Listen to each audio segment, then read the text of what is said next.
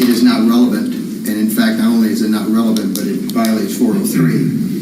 Any evidence, any mention, any photos dealing with the signs at the theater having a no-gun sign, and the government has agreed to our motion, and so we would ask the court to rule on that initially. Okay, so that was your motion in limine? It is. Okay.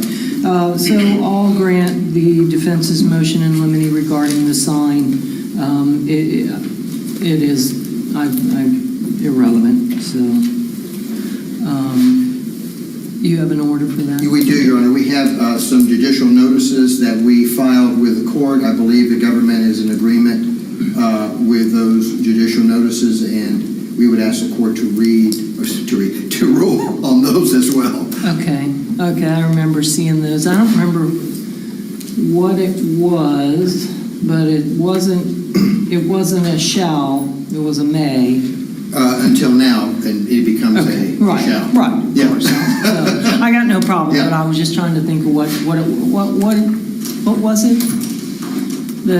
They were committee notes. Oh, that's it. So that's that two-part rule of evidence where with notice, then the court shall. Okay, so it is a shall one, that one? Yeah, I guess it would be. Well, it becomes a shall after we give notice. After you give notice. Okay. As well. Okay, gotcha. All right. So those will be, I will take judicial notice of. Your Honor, I think Mr. Martin has a couple of them. Judge, the first one is, well, hang on just a second.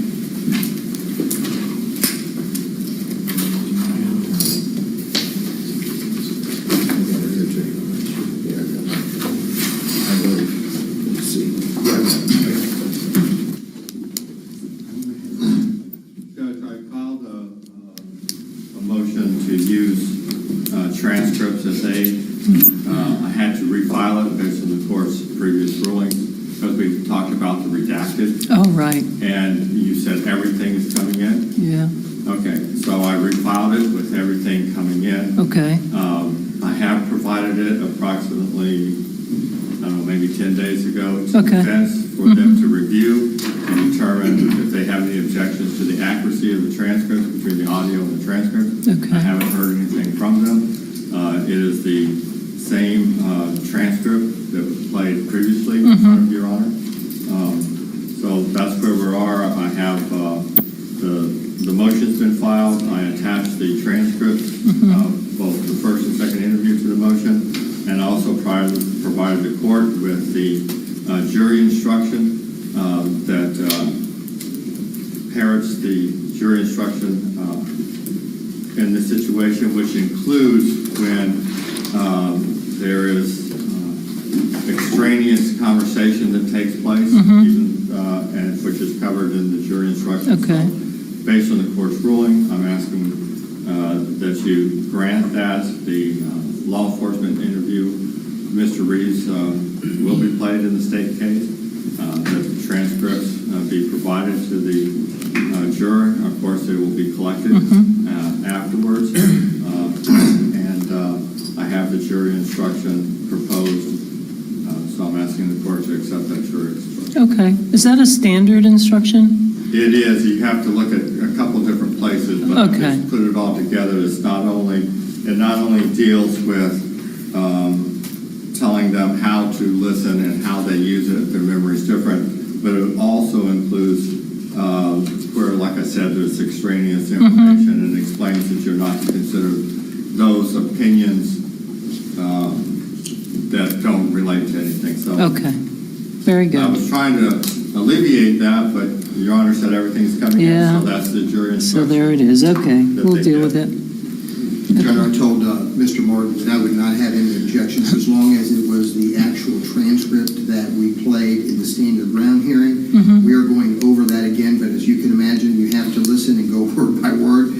We haven't gotten to that yet, but I trust his word, and if it's the same one that that was introduced before, I'm sure we're not going to have a problem. But we'll have that answer to him by Sunday because we're having some of my folks that are going word by word on the transcript. All right. I'm sure the state wouldn't go out and get a No. new transcript, No. No, but, it's exactly. And that's why I'm saying I think Yeah. it's going to be a no-brainer. okay, very good. So where are we at with it? I mean, we're at the eve of trial, and we're trying to prepare too, and I appreciate that everyone's busy, but at least in this particular case, it was given, so. All right, let me ask you this, Mr. Martin. Is that the same transcript that was used previously? I guess it would be the same one that was used in the Stand Your Ground, correct? Yeah. You haven't, there's been no new transcriptions, no, the only difference was you had redacted it originally? No, Oh, you hadn't yet? no, the original one was full. Okay, Because the there's original some- one was full, I mean, just this time, And then I went back, I did my redaction. okay, And then I had the transcript that I submitted. Uh-huh. It said no. Okay. So I've gone back to, I just pulled back up the original Okay. transcript, attached my motion. The only thing is different is now the jury. the jury instruction. Okay, very good, I take all your right. word for it. Okay, then it'll be, that's how, what we're going to go with. So may I submit an order saying Yes. it's granted? Yes.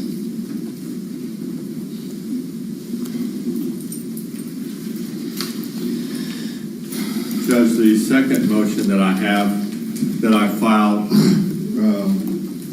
is a motion to designate David Bryant as a witness identified with an adverse party under 90.612. Granted, you can argue if you want, but granted.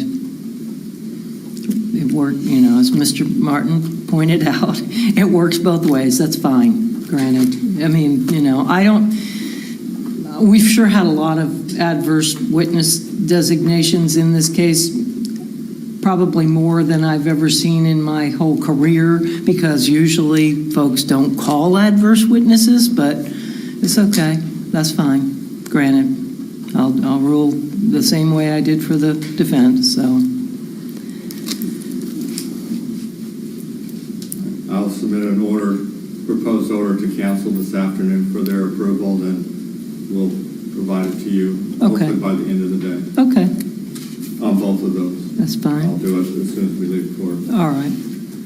Judge, the other matters, we had some previous stipulations. I'm sorry, I was sitting. Oh, We have that's all some right. previous stipulations that were filed, and both the state and the defense will be relying on. One of them is a stipulated order concerning facts pertaining to DNA evidence. That was stipulated to back in February of 2017. The state will be relying on that stipulation, and I believe the defense will as well, but nothing has changed, and of course that stipulation carried over to any other future trials.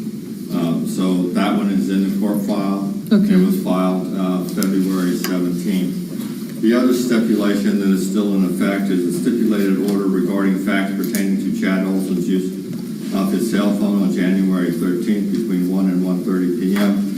Again, both parties will be relying on that stipulation. It was signed February of 2017. Again, it was stipulated it would remain in effect for future proceedings, including this trial, and it was filed with the clerk on February 17th, 2017. So that one is still in effect.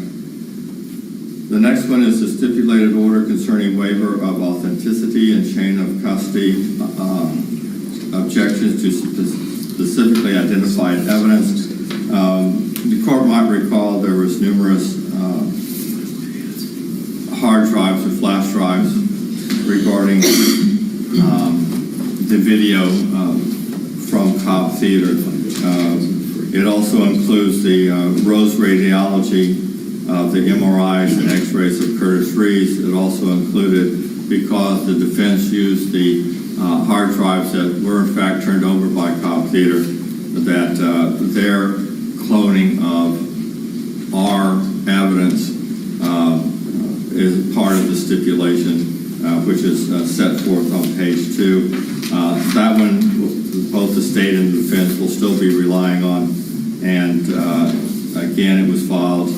This one was filed or dated January of 2017. and was filed in open court on January 30th. Again, we agreed that it will remain in effect throughout the proceedings, including this trial. The other stipulation that is still in effect that was agreed to in February of 2017 is a stipulated order concerning waiver of best evidence rule requirements to specifically identify evidence, Cobb Grove Theater camera surveillance system data from January 13, 2014. Both parties, again, will be relying on that stipulation during the course of the trial. Again, the stipulation carried forward to any future proceedings, so the state's position is that stipulation is still in effect. There's also a stipulated order that we signed back in February of 2017 concerning waiver of authenticity objections to specified identified evidence, photographs. It sets forth on page 2 and 3 all of the photographs that the state and defense will be relying on during this particular trial, just as in the previous hearing.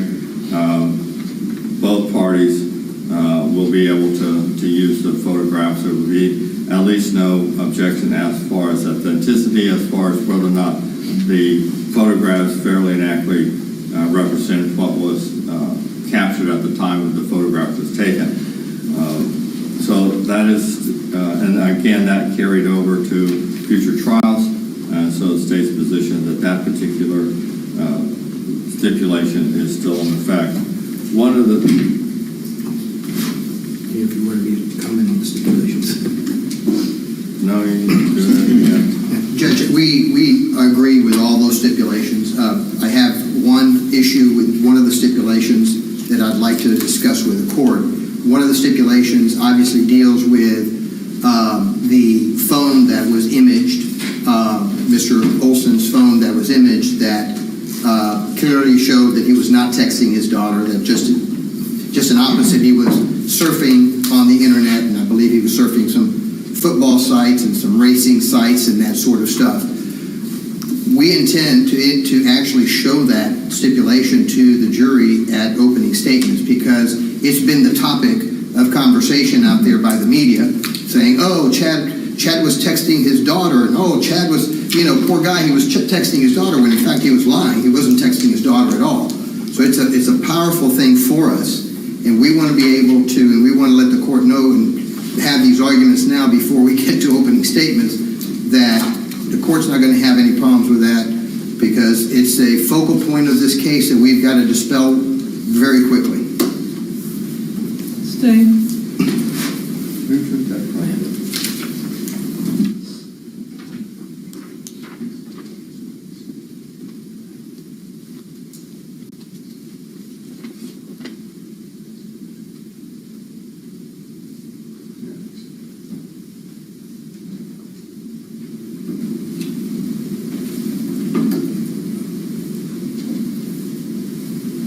Or just moving on.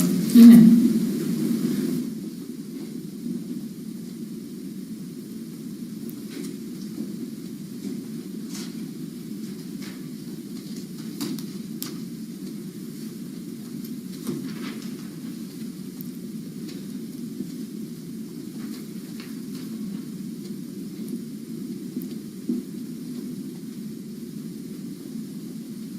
I haven't had a situation where there was an attempt to impeach a deceased previous words. I'm just trying to think that through as far as the relevancy, and is it really relevant what he says? So what if it wasn't true? He had a gentleman that was pestering him, and he was telling him whatever it would take for that man to leave him alone, so who cares? So I get it, but I'm trying to think. I'm trying to think through how we get an inconsistent, how to prove an inconsistent statement of a deceased as he's,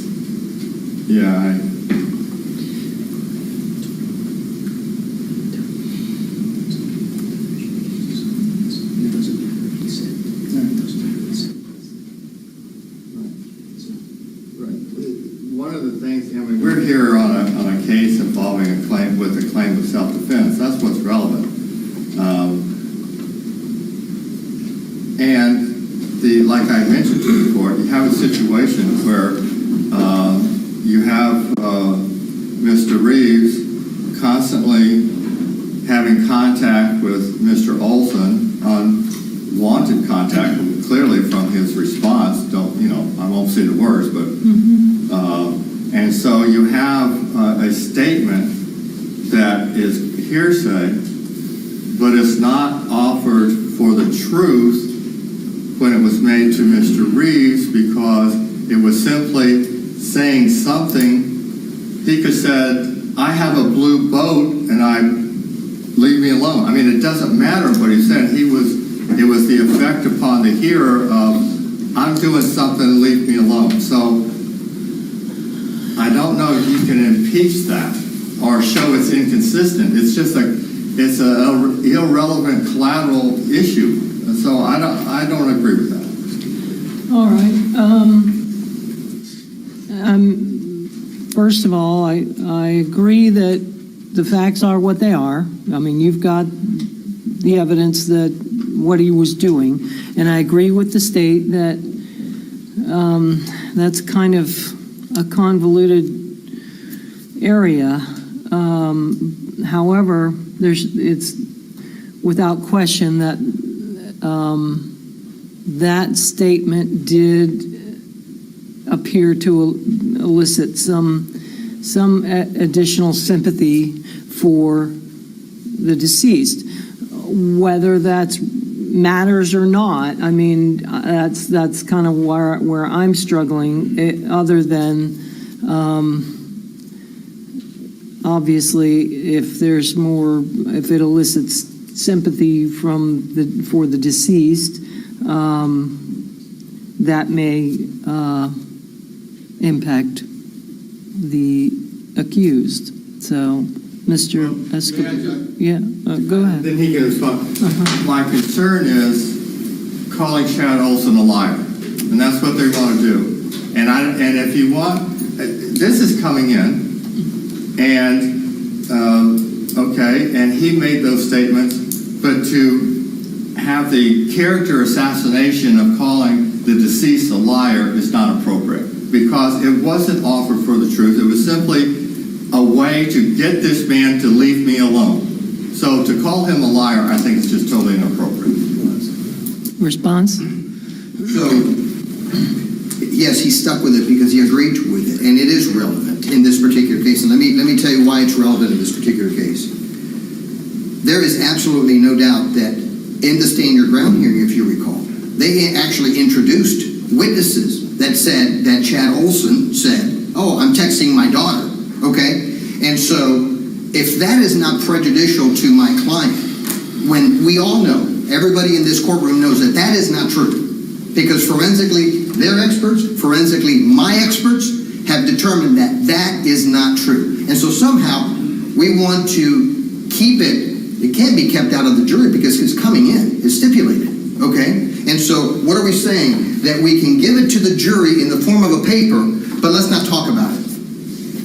It's evidence, and I am allowed to talk about all of the evidence in this case because we are speaking the truth here. We don't want to keep anything from this jury. Let's just think, if this panel goes back and violates the court's order and listens to the TV, and someone says, "Hey, about that," it's been all over for the last 2 weeks. Poor Chad Oulson, he was texting his daughter. And one of these jurors hears that. And now we have no way to argue that to that jury, that that's not true. This is a court of law. We're supposed to introduce everything to this jury that is true. We've got a gentleman's life in my hands, and we're worried about Chad Oulson, who literally lied in that theater. Is that what we're worried about? Your Honor, I think it's very relevant. I think that what was in Chad Oulson's state of mind at that point in time is relevant, and certainly he wasn't texting his daughter. Okay, so let's simplify this just a hair. I certainly understand why the state would stipulate to that, because it is in fact proven that he was not texting his daughter. And obviously, a stipulation would curtail hours or days of back and forth with experts about did it, and if, so, and that's not, as officers of the court, none of us are supposed to put forth an idea that we know not to be sustainable. So I get that. Secondly, though, I don't think it's fair to characterize Mr. Olsen as a liar also. I don't think based on that one thing that you can just come out and say he's a liar. Well, I'm not going to say, we're not going to say in opening, Chad Oulson's a liar. What we're going to say in opening is that Chad Oulson was not texting his daughter. Okay. I think that's fair. Yeah, I wouldn't do that. I mean, that's... Yeah, that I'm saying it here because I want the court to know that obviously he was I lying. got you, but yeah, there's really no way around it. In fact, apparently that was not true what he said, obviously. So I think that's fair game because it's like I said earlier, it's without question. We have heard it over there in the individual voir dire about what they've heard. I heard it at least once. I want to say more than that, maybe 2 or 3 times that someone said, I heard that, he was texting his daughter. So obviously that little point has resonated with folks, and I'm assuming that the state doesn't intend to elicit that, or, well, maybe you will, that from any of your witnesses that he said he was texting his daughter? Well, that's what the witnesses heard. Okay. So, I mean, Okay. they heard it. Okay. And it was, the fact that it was said is true. So the witnesses who are Okay. going to testify that's truthful testimony. Correct. Because they're truthfully reporting what They Mr. heard. Olsen said. Sure. Correct. Okay. So yes, we are going to. Okay, so, and certainly, obviously, the jurors are instructed not to allow sympathy to sway or influence their verdict, but I think it's fair game for the defense and relevant to introduce the fact that he was not texting his daughter.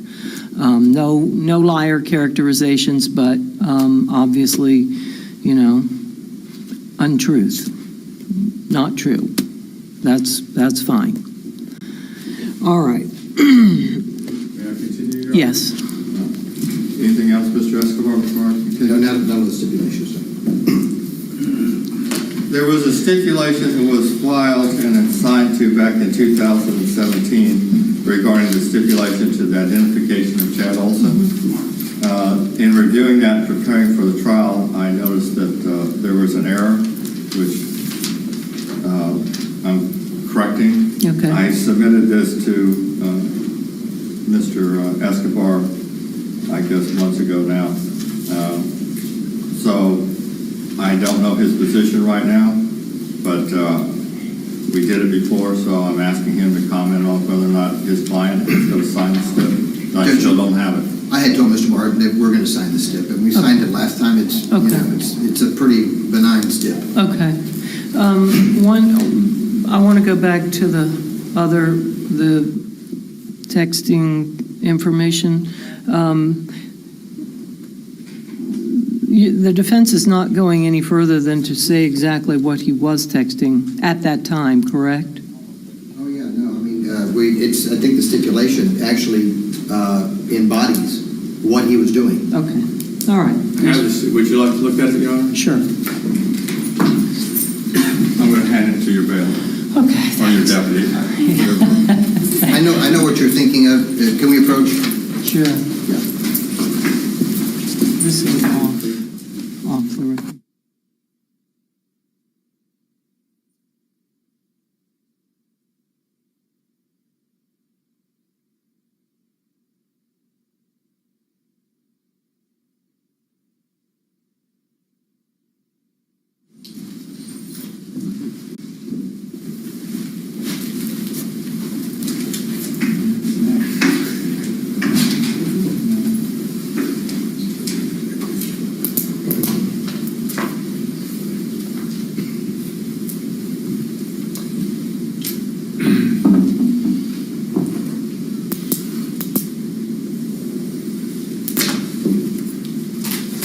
Okay. Very good. That'll do. And what was the, Tina, you want to hand this back to me? Yeah. What was the correction on the other one? Something minuscule? Yeah. The title of the, when it's accepted by the court, I didn't have the correct title. Oh, okay. Thank you. All right. We all do that. Yes, yes, indeed. See So it all anyway, the I'm time. just correcting it. Okay. I have the stipulation, I have signed it, and I'm handing it to Mr. Escobar in open court. Okay. He's signing it. And ask that he sign it and have his client sign it, and maybe that's something it'll take you Yeah. to. When we bring it on Monday, Yes. just hand it back to me, and we'll have them sign All it. right, then it'll be real quick. Okay, very good. All right. That's an easy one. The other stipulation is the second stipulated order concerning facts pertaining to ballistic firearm evidence.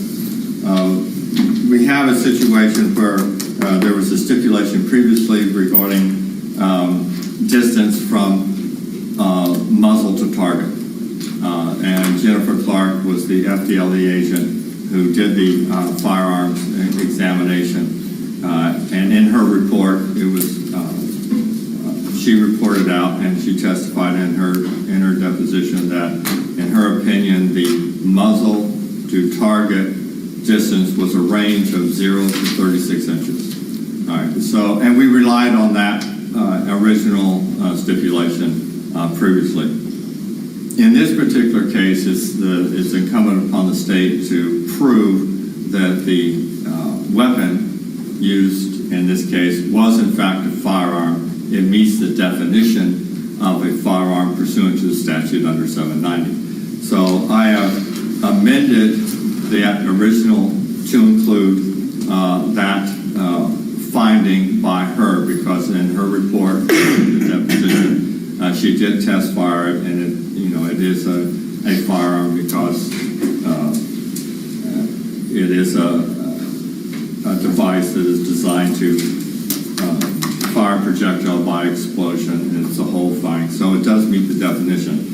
Okay. So I've had some discussions with Mr. Escobar, and I believe as we stand here today, it's still that we agree that we don't need to bring in Jennifer Clark just to say 0 to 36, and this is a firearm. Okay. So that's what the stipulation is Okay. about. I think I saw previously- that one. Did you file that? Yes, ma'am, I Okay, found yeah, them I all. saw So I have a blank one here. Today is the 11th.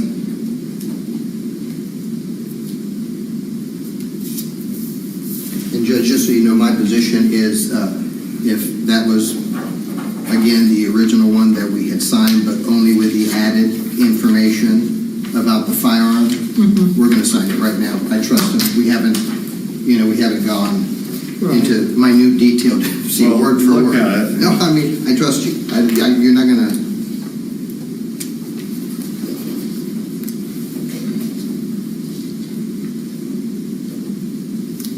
Okay.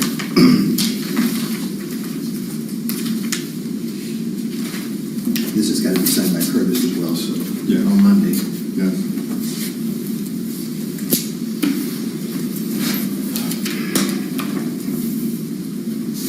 There's a new stipulation that Mr. Escobar and I have been discussing for the last couple of days.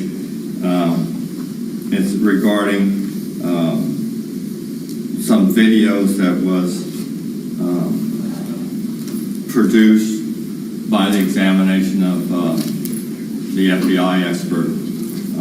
I provided the 2 videos to Mr. Escobar. I believe we are still in discussion regarding that, to have his expert look at what I provided him. But that would be stipulated order regarding State's Exhibit number 3. That is still in the works, and hopefully by end of today, if his expert can look at the video,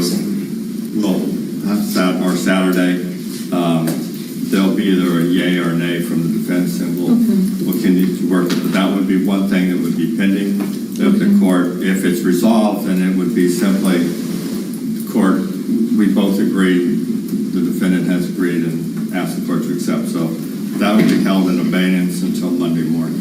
Judge, this is the thumb drive that I got from Mr. Martin yesterday, and so I do intend to take it to Mr. Koenig so that he can review it. It's my understanding in speaking to Mr. Martin that it does not involve any interpolation or resizing. I'm sure you remember the arguments that we had before Judge Lewis.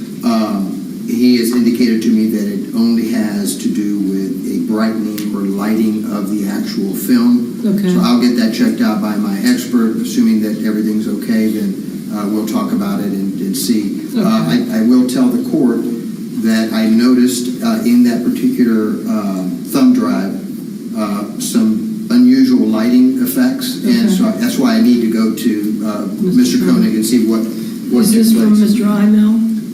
Yes, it was produced back in 2016. Okay. And that's when the discovery was. So it's been in our possession for a long, long time. It's just, we're trying to, and we'll work it out, but that's what's going on with that. And real quick on that note, just so I got an idea, a general idea of how this is going to go with the two, we just have Mr. Imel and Mr. Koenig for video expert. Was there somebody else? Yes. There was early, but they took him off the list. It was Well, it's not off the list. He's just, I need to see where these steps go, so I can't, I'm not going to say he's Judge, off the list. let's talk about them, because he is off the list, because if you recall, we wanted to take his depo for the second time. You indicated no. For what? This is Mr. Weiland from Orlando. Is that who you're talking about? No, I don't know who that, oh, no. He's off. He's off. Emil. Oh, no, Emil's fine, but Mr. No, Weiland, okay. I don't know how Okay. you. There was another expert out of Orlando that didn't do a very good job, and so that's why I went to Mr. Emil. And so we stopped the depositions of Mr. Weiland in Orlando because he was having palpitations during depositions and all kinds of stuff. I think he had a heart attack or Yeah, something. that name hasn't come up. Okay. Okay. And so the other name that you're saying? Emil. Emil. IMEL. Oh, okay. He But I've been saying Imel. It's, yeah. It's Emil? Right, but that's not even close to Weiland, so I don't know where this is. Okay. All right, so. No, Mr. Immel is not off the list. Okay, right. I gathered that, Oh, and I'm okay. sure Mr. Escobar did. So I know often when there's these types of video experts and enhancing, if you will, typically are you going to play the original raw video first and then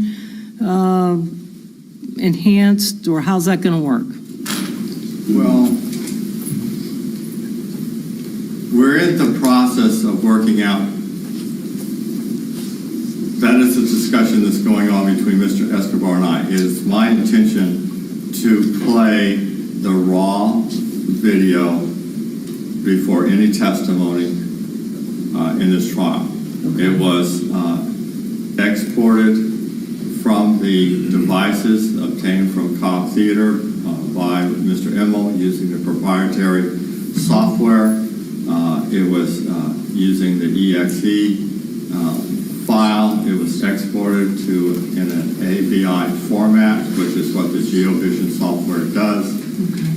And the software is set up so that because it's motion activated, the software knows where that is, and the software itself places blue screen where there's no video, Okay. but the timestamp keeps running. That's all done by the GeoVision software, not Mr. Immel, other than just hitting the button to run the export. Because you can export it as recorded video only, which would be no blue screens. It's just back to back, and it's misleading to do it that way. Right, that's where the missing frames Well, yeah, talk came from. Yeah, because there's no recording. So you do it in real time, and that's when the computer software places the blue screens in, and then the timestamp runs continuous. Gotcha. So that, and it's unenhanced, unresized. It's just out as an AVI. I have both the AVI format,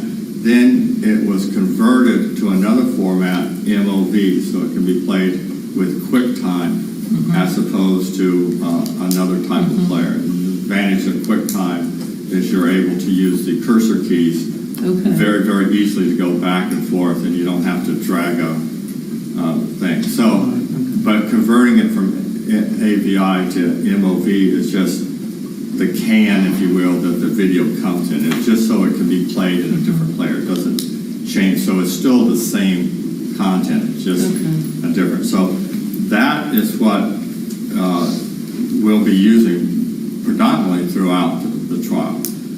Then the next one is simply it's not resized. It's simply brightened, if you will. And that's what we'll be looking at. So to answer your question, yes, the raw video will be played up on a large screen, and there you go. And then go ahead. I hate to throw a wrench into this, but this is a couple things. So I think we're in agreement then that he will not be playing, nor will I, any videos that do not have the blank spaces, whether I think his are blue, mine are black, because if you recall, part of this process at one point in time was that the last video image was kept through that period that there was no recording, and then the recording started. So it gave you the perception that that person sitting there for 30 seconds was the image of the person sitting there for 30 seconds, and it wasn't. It was that image happened 30 seconds ago. And so now I think, he's put blue screens. I didn't put blue Well, we did. We put black screens to make sure that perception by the jury was not going to be realized. So that I think we're in agreement with. The next thing is really important. As the court knows, these motions concerning interpolation or resizing, we filed many, many, many years ago. I think back as far as maybe 2016. The process that creates danger here is the unknown. And let me tell you how that works. He has told you, we're showing the raw video. Well, that would be true if you were showing the raw video in the correct size of the video itself.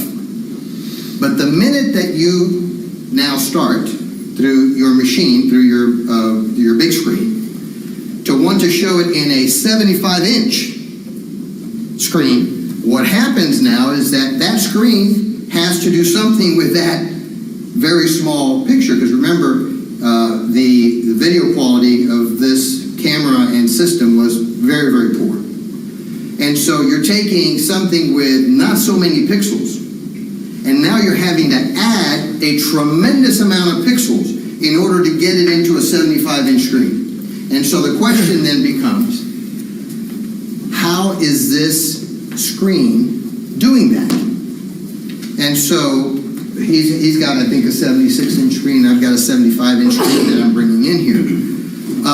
If you remember the arguments that we had before Judge Lewis concerning their experts' attempt to resize, they were using something called bicubic smoother, where no one knew the algorithm that was used by that software in order to resize the image. My expert was using nearest neighbor, which we do know, without question. Nearest neighbor is you're taking the actual pixels that are nearest to that particular pixel that you're trying to enlarge, and you're just duplicating it. It's a mathematical formula. It's been tried and tested for years. That's what we do for our expert. However, now, not only do we not have this bicubic smoother issue, now we have an issue with a particular brand of screen that's going to interpolate this particular image into a 76-inch screen. And so all those other pixels are being done by the computer and their algorithm, which we don't know and he doesn't know, and frankly, his expert doesn't know. And so what does that do? What that does now is it's introducing to a piece of evidence additional information that's not there to begin with. Now, we're doing it a different way, and it's costing us a bundle to be able to do it because we want to show it on a 75-inch screen as well. And my expert will come and testify to this. We're doing it via nearest neighbor, and the way that my experts are doing it is we gave them all the specs of our screen. We said, here are the specs. He said, okay, then we're going to do nearest neighbor to those specs so that the machine is not going to do anything. My experts are doing it by nearest neighbor to the size of that machine, which is forensically what should be done, because we shouldn't be introducing anything to a jury of an unknown. I mean, think of how dangerous that is, because we don't know if the machine is using bicubic smoother or some other algorithm that they've come up with in order to resize that film. So I'm presenting this to the court. You know, the same problem happened in the Rittenhouse case. I don't know if the court is aware of that. The prosecution in the Rittenhouse case was using an iPad, and they were trying to zoom in on a particular area. And the defense said, wait a minute, you can't be zooming in on that particular area because now you're enlarging the area's pixels, and you don't know what algorithm is being used in order to do that. So you are altering the evidence. You're actually altering the evidence because you don't know what the algorithm is. If you knew what the algorithm is and you could forensically come in here and say, oh, no, it's not being altered in any way, then everybody's comfortable. So I believe, and if I'm not mistaken, I don't believe that they were allowed to do that in the Rittenhouse case, but whether they were or not is not of importance to us. I just want the court to understand the situation that we're going to have here and the fact that there's a way of doing this when you're not allowing an algorithm that you have know nothing about to manipulate your evidence, and that's what's happening.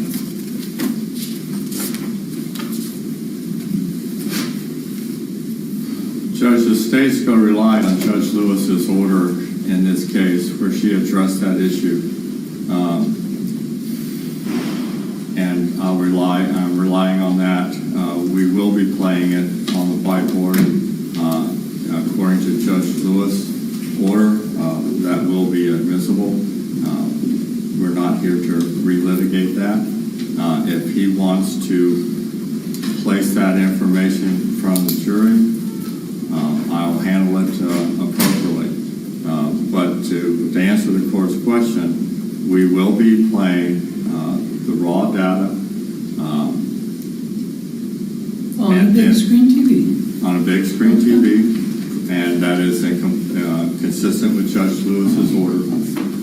So yes, the raw will be played. Okay. Now, as the court, I believe, was pointing out, that the procedure normally is you put in the raw data, your expert comes in, explains the process of enhancements. Enhancements can include brightening, contrast, removing color, but enhancements does not involve resizing. Resizing is a different, and that involves the interpolation that we've been discussing, the difference between nearest neighbor and bicubic.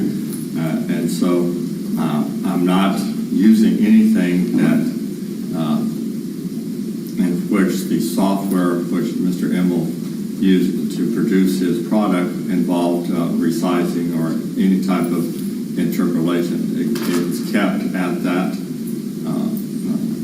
That was not used. But the only quote enhancement was it was brightened, was increased, and that's what they're going to look at. So potentially, I want to have that available to use in the course of the trial, along with the raw data. That's what Mr. Escobar and I are working on, and that particular video will be played on my screen, consistent with Judge Lewis's order. Okay. Judge, we certainly, respect Judge Lewis's order. I don't want the court to think that we don't. Mm-hmm. But this is an issue that is an important issue, and we would have to object to his presentation unless he does it via nearest neighbor, which is the forensic proper way of doing it. As Mr. Escobar pointed out, I think the 10 days has run since a rehearing on Judge Lewis's order. So if he wanted to relitigate that, he needed to file a written order. A written motion within 10 days. So res judicata applies, and there is no more argument All on right, that. so certainly for record purposes, you can object contemporaneously and we can talk about it. But as I read the order, both are allowed to testify, which seems perfectly rational. It's just a little battle of the experts, and I don't remember the differences. I did not obviously see the videos during the hearings with Judge Lewis, but back when I did,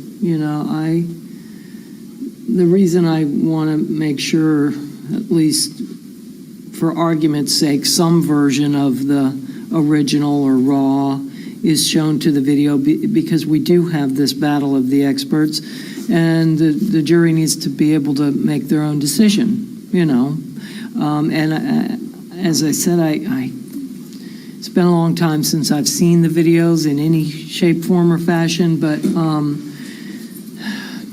Judge, we could introduce the mirrored hard drives. I think we would stipulate to that. You can't, Sure, you can put in the mirror hard drive, but it's a hard drive and nobody can play them. So that's useless. That's the evidence of the mirrored hard drive. right. But it's what's extracted from that is you have to be playable. Right, and that's, and I agree that, as I recall, the way the theater would look at it was on a screen about this big, probably. It is what it is. I think in the grand scheme of things, it's not. There's no question it's not the best quality, no matter how it comes out. And as long as the jury can see the original, then they can decide for themselves which expert they want to listen to or believe or give weight to, however you want to put it. That's my only concern, that they have a basis for their decision or giving weight to either or both experts. So, and again, in the grand scheme of things, I don't know. Like I said, I don't remember the if there's big differences in the videos. So, I don't know. But the jury, as long as the jury can make their own, come to their own conclusions, that's all I'm worried about. So, We'll continue our discussions, hopefully before we leave the courthouse today, so that we can resolve this issue. well, what do we need to resolve? Well, one of the things that has been in discussion is the playing of the original, I'll call it raw original, whatever, first original, at the very beginning, with some sort of introduction. This is the video from whatever, and we indicate that that particular video, both parties agreed that it basically it is what it is. It captured the movement and interaction of Mr. Olsen and Mr. Reeves on that date. We're working on the language. Hopefully before we leave the courthouse today, we can resolve that issue, and then it can be played, because we're all going to be relying on it. Right. And I want to go ahead and play it originally, and Mr. Escobar and I have worked together in the past before. I'm sure we can work it out in a very short period of time so that we can, we'll have that for your honor, and then we can play that, and then the rest of the weekend. So The only issue, just so that you know, and I think we can work out language as long as we don't include that I am agreeing that it fairly and accurately depicts what happened, because it's the resizing on the big screen. I mean, I can't, as a lawyer. Do we need to even have that language in there? Yeah, if we don't have that language. Because, I mean, that's definitely arguable by all accounts, I would think, because it's big, where, I mean, that in and of itself is different. So, I think they had, I don't know what it is now, but when we had the hearing, I think, Dean, am I right, was it 4 million pixels were added? I mean, it's It's crazy. All right. Let's try to get back to planet Earth, okay? The issue here is in my hand. I have what fairly and accurately was captured by the recording device. There's no question about that. The issue is when I plug it into any electronic device, it'll be different on your computer, it'll be different on that screen, it'll be different on that screen. At some point, every examiner does what they do on their computer. They make it look visually what they feel it is, but they will admit that once it leaves their computer, and once you plug it into anything, yes, our electronic devices everywhere, that Elmo is going to change a picture. Right. So we're just, and so here's my example. It's like taking a postage stamp, saying, okay, here it is. You know how small it is. And you're taking a magnifying glass. And you're putting it over so you can see it. That's perfect. So to argue, okay, this doesn't fairly act. That's why it just kind of makes your head hurt. I can't say that this fairly and act like what I have in my hand, but as soon as I put it on a big screen, it's junk. See what I'm saying? It just doesn't. I do. It makes my head hurt. Okay, let's put it into context. That's a very good context. We do that in every single trial, just about. I can't remember too many criminal trials that we haven't put something on the Elmo, stamp, a shell casing, and all of a sudden it's up there and it looks this big. And it's still a fair and accurate depiction. We all know it's not really this big, but we don't have all this argument about it. So what about that? I mean, why can't we just skip all this? Because a lot of the changes to that particular photo, you're not going to be able to see with the human eye necessarily because... Then who cares? Well, what difference does it make? If nobody can see it, what... You can see it, you just can't see the differences with the human eye. And so, So they must be minuscule. Judge, this is forensically. Listen, but my guy was the head of the FBI lab for I can't tell you how many years. So, I am relying on what he is saying, and he's saying, Rick, forensically, okay, this is not appropriate because you're allowing a machine to alter that piece of evidence. Now, I told him if he wants me to stipulate, like we've stipulated already, that the original hard drive that was actually seized from the theater, and these particular products came from that. I'm willing to. I'll say that's the authentic, hard drive. We had our experts determine whether that was the authentic hard drive. But when he brings 3 thumb drives and he wants me to say, okay, well now what's in these 3 thumb drives? When I put it in that screen and it gets to be 75 inches, that I believe that it fairly and accurately depicts. I can't do that. Okay, so here's where I'm having a little difficulty, and where I'm starting to think that this whole thing may have, maybe this is being really blown out of proportion, because my concept of altering a video would be, say, if the state's video or your video suddenly shows Mr. Olsen doing the shooting. That would be different. But if the changes are a tiny fleck of light on Mr. Reeves' ear that, you might not catch on the other one, I mean, good glory, really?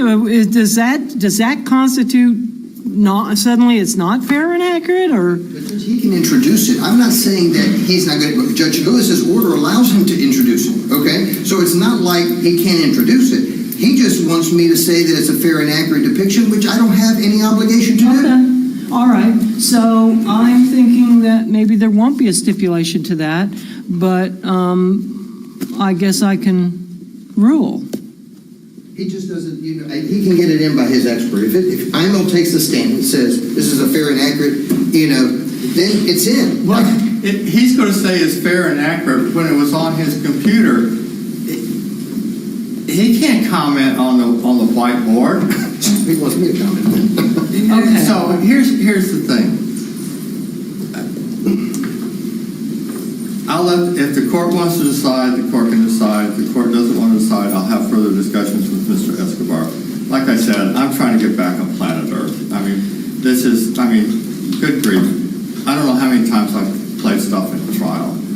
And I'm using the same tried and true predicate that we've used for my entire career. So now I can't play anything, anytime, unless the state and everyone else goes to the expense and buys a monitor that we know what the resolution is, and we change everything to fit that monitor. I'm sorry, we get to the point of being ridiculous when it doesn't make any difference. Judge, just let me make one point. He says his expert, his FBI expert, can't get on the stand and say, okay, well, I took this from here to here, and it fairly and accurately depicts what I took from here. He can't do that. But he wants me to do it. Okay. Do you see the problem forensically for me to be able to do that when my expert's saying, look, Rick, it's an unknown, and we do things forensically, and we do it precisely, and we do it accurately. And unless that equation is here, you shouldn't be stipulating to it. He's going to get it in. I don't have a problem with him getting it in because of Judge Lewis's order. It is what it is. All right. Well, just his statement is just not accurate.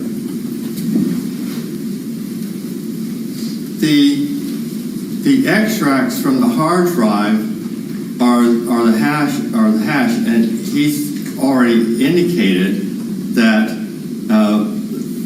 from what was previously stipulated, all those to the ones that I gave him, that is true. His whole argument, which he left out when he just spoke, is not what's on the hard drive, it's what's on the monitor. Mm-hmm. And so what he just said was contrary to what he's been saying.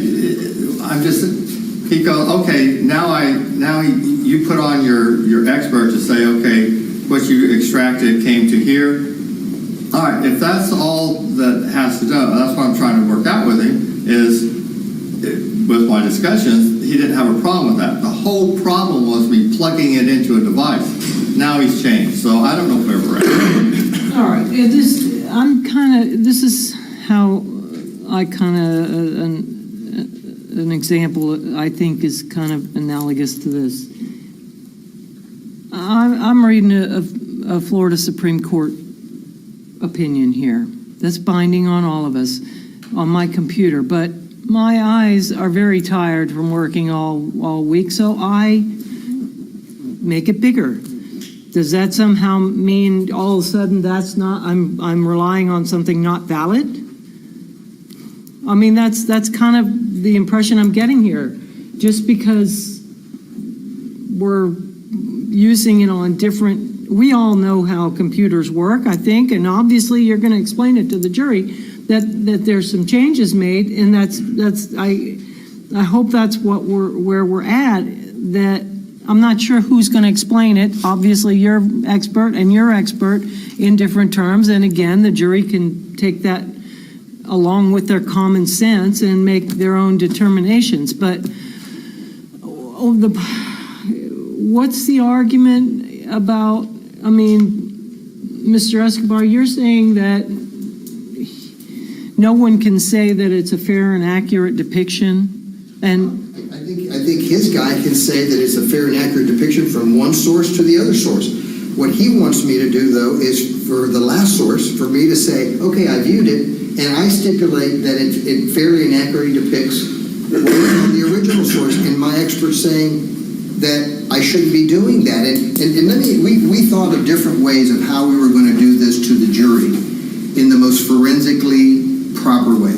And, you know, we probably could have gotten 6 iPads or 10 iPads, okay, and we could have put it on an iPad and make sure that the resolution matched the original resolution of the original video, and they could have seen it, you know, that way.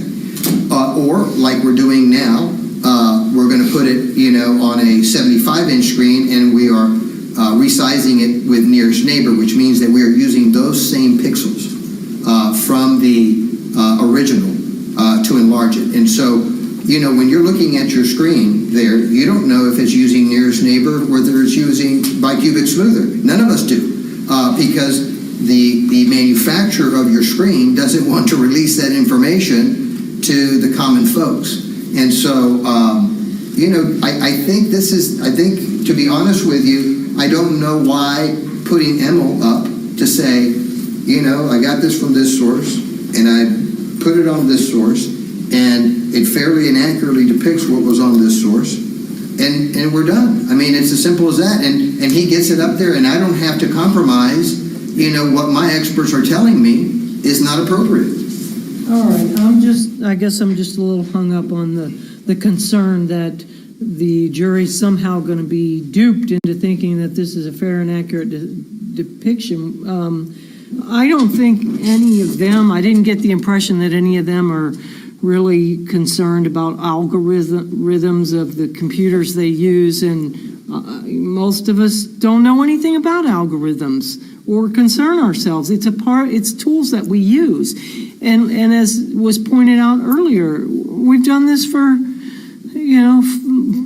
as long as there's been technology. And maybe there was this huge debate way back when we first started using Elmos, for instance. Oh, that's not a fair and accurate depiction anymore. You put a shell casing on and it's only this big, and now up there it's this big, and the jury's going to be confused thinking that it's actually this big. I don't recall ever having things like that. We just did it. And as long, like I said, as long as it's not, suddenly the whole image is transposed or upside down, or, big heads or giant faces, who knows? But as long as it's...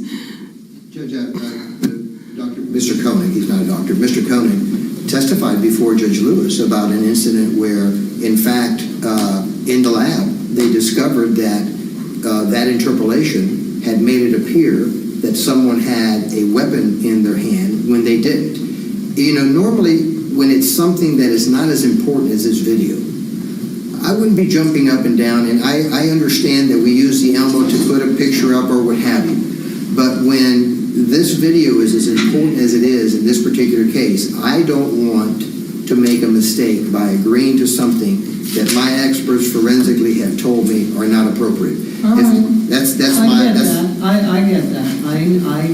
From a more practical standpoint, I know you both have experts that have told you what they say. So, all right. So back to the ultimate question. Mr. Martin. Yes, Your Honor. How is it that you're going to play the video for the first time, the raw video, as we'll call it? Can you guys come up with the introduction? I think I'm going to work really hard with Glenn to try to figure out the language. And you know what? I mean, for argument's sake, do you have to say this is a fair and accurate? What I was working on is indicating under authenticity, authentication, is there sufficient evidence that the document, the photo, is what it purports to be? So, having looked at that, I've drafted something to say that on that particular date, that words to the fact that the recording device did in fact capture interaction between Chad Oulson and Mr. Reeves inside Theater 10 and at various other locations within the theater on such and such a date between such and such a time. And that really tracks Earhart and some of the case law is it what it purports to be. It purports to be the interaction between these two individuals at various times, various locations within the theater. So I haven't discussed that with Mr. Escobar. That's what I've been working on, and he and I will talk about it. So to answer your question, does it have to be in there? No, but I don't think there's any question. I don't care what kind of interpolation or whatever you do, you're going to see something to the effect of something being tossed, someone being shot. That ain't going to change, I don't care who expert. So I think that language is vanilla enough, if you will, that it meets the authenticity requirement without saying that word. I'm just tracking what that means. So I will discuss that with Mr. Epstein. Maybe we can come to an agreement. Work it out, yeah. I think we can. All right, fair enough. Okay. Anything else? Hopefully, we can work on that before we leave today and maybe have something quickly to you by the end of the day on all those matters. Judge, And I'll get the orders. there is the issue of the information that we talked about yesterday. Correct. With what I would consider to be superfluous and prejudicial additional language That's right. in the information, only on, obviously, the murder count. I would ask the court that, I guess one of two things can happen. Either if the information is not going to go back, which you've indicated that it's not, then we need to make sure that there's no instructions whatsoever that give I'm sorry, Judge, I should be saying that. That there's no instruction that gives the jury the impression that you can commit a second-degree murder by causing great bodily harm. Well, First of all, they're not in this case, but can that occur? Yes, you can create great bodily harm, then 10 days, a year later, the person dies from that great bodily harm. So yes, it can occur. Okay, so, but that, I don't think we need to waste much time on it, because the information is not going back, nor is it even going to be ready. And so the issue is going to be with the jury instruction, and I don't think that's really an issue. In this case, there's no question that it was a death. And I believe that's what Mr. Rosenwasser has submitted to the defense. I spoke to Scott, but he's not here. Is he around? No. Judge, I spoke to Mr. Rosenwasser today, and so... I'm sorry, excuse me, Mr. Escobar. He was upstairs, so I'm going to text him. He wanted to come down for this part, Judge, Okay. so if you can just give us a moment, please. Sure. Sorry. Do we have anything else we can discuss in the meantime? Anything else? Or are we almost wrapping it up? Judge, I think that there was going to be some discussion concerning, I've read, and Mr. Michaels is actually going to handle this, is the testimony of both Dr. Hayden and Dr. Roy Bedard, and what is the court going to allow in the presentation of both of these witnesses. I have read Judge Lewis's order, and I can tell the court, I'll let Mr. Michaels, this is his motion, and so I don't want to step on. Okay, go ahead. Excuse me, Your Honor. Wait. My discussions, and maybe I misunderstood, even with the court and with defense, that this is what we were going to handle this morning. So I am not prepared to argue those. You had indicated that yesterday, and I'm not forcing anybody. This is a big issue. It is, Judge. Well, And we're all tired. And it may or may not be. I've looked at the order now probably a gazillion times, and if you read them together, probably have more questions, but we'll address it when at the appropriate time. yeah, We have time. I've indicated previously that there, in accordance with some other case law cited by the second DCA, it seems like, and I might as well just put it out there, like I think I already did, the final wording, it's really improper upon my reading of the case law.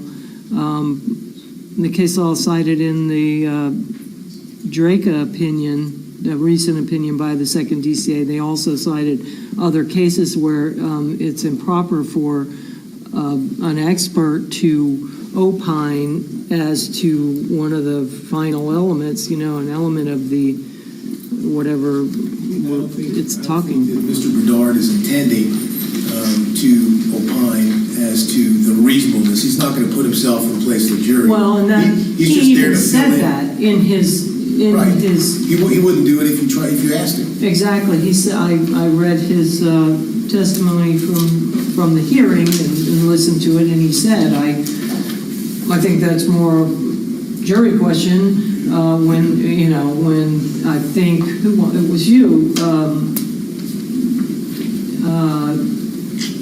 During the questioning hearing. him, That's during the right. direct. And you said, have you come to an opinion as to whether or not Mr. Reeves was reasonable in his actions, something along that line?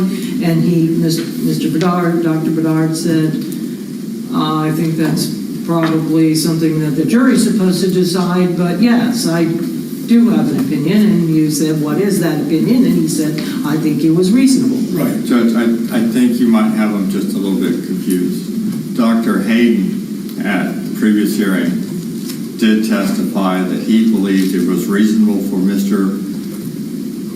Reeves to believe that he was in imminent danger. Dr. Bedard, in his depo that I took with Mr. Michaels there, Mr. Bedard did not testify previously. It was Dr. Hayden. So that's why I listened and read the transcript of the hearing. Right. that was Dr. Hayden. Well, Dr. Hayden was at the No. immunity hearing. Right. Bedard was at the hearing. I can pull it up. The hearing of motion The page. limiting. Yeah, that was at the Daubert hearing. The Daubert. Right. Right. That's Okay. what I'm talking No. about. Oh, I'm sorry. I thought you were talking about the immunity. I apologize. So, But Hayden definitely did say that, and I can see why the state may be concerned, because in the order for Dr. Hayden, the court ruled that as such, Dr. Hayden may give his expert opinion about justifiable use of force. So I don't know if, I can see why that may be problematic to them. I can tell the court it's not our intention to have our expert get up there and act as a juror and say, I'm an expert, and in my expert opinion, he was justifiable in use of force, or he was reasonable. It's not going to be that. He's going to give Okay. background cues. okay, and that was my concern when I read the order, and there wasn't any really limiting language as to that aspect, and the case law is pretty clear that's not proper. And of course it wouldn't be. You can't have an expert come in and say, I'm an expert, and I think, that was It'll be my seventh juror. right. And I could hear the jury back there, well, he's an expert. Clearly he's got all this training, so he says he's reasonable, I'm an expert, and in my opinion, it wasn't justified, and he should be not guilty. He's not going to say that. Right. Well, Okay. but it's the reasonableness. Was this reasonable? Was that reasonable? That's where there's the problem. Okay, and that's where we're going to have to take some more time. To what extent, and I did, I read the Draca opinion of the second, and I even looked at the trial transcript of that to see what the second was considering and what was actually said and what they felt was proper and not. And Dr. Bedard's, is he a doctor too? He's a He is. His testimony did get, it sounded like was making Judge Ballone a little nervous. And I think there was even a curative at some point. So yes, we definitely need to talk about parameters and how much he can testify. Like I said, I'm going to pull it out all the issues because there's more than just that. But